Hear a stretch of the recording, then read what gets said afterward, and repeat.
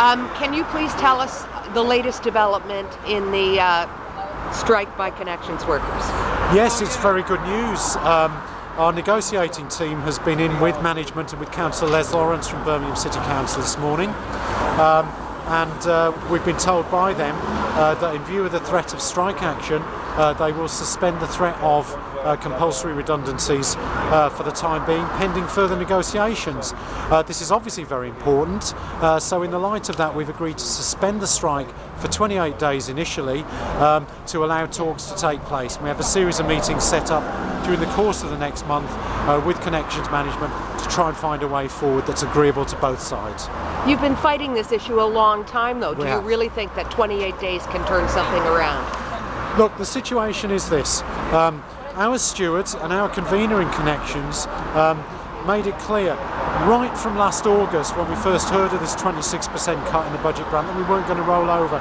Since that time we have inched further and further towards an agreement, and I think with the input of Councillor Lawrence from Birmingham Council this morning, we finally managed to see a situation whereby we can get back around the negotiating table. We're always going to talk, and we'll approach the talks in a spirit of cooperation. Are you hopeful that compulsory redundancies then can be avoided? Yes, we are. We wouldn't have suspended the strike action if we thought that was wrong. But obviously, if the talks go belly up, then we can reinstate the strike action if necessary. But strike action is always a last resort for us.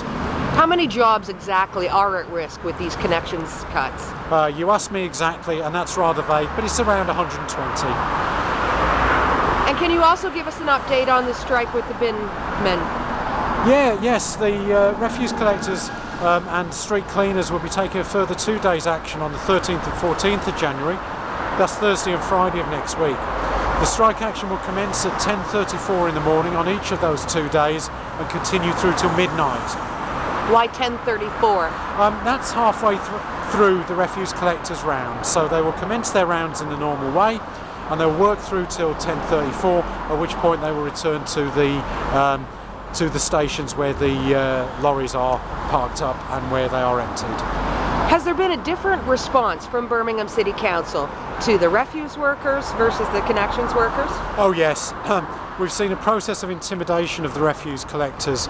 We've seen a letter go out to members of all 4 of the trade unions involved with the refuse collectors and street cleansers strike, which has been nothing less than threatening in its tone and in its content.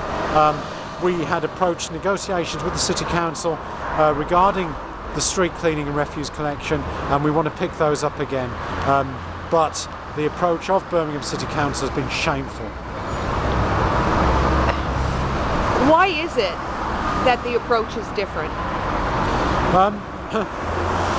I think you really need to ask Birmingham City Council that question. They do have problems with refuse collection. We've seen rubbish left uncollected over the Christmas New Year period, which has at least in no small measure been down to the poor weather up to and including the Christmas period. But also, of course, as a result of strike action, that has meant that bins haven't been collected from the streets. Why has their approach been different? Because they're used to bullying in fleet and waste management, which includes refuse collection.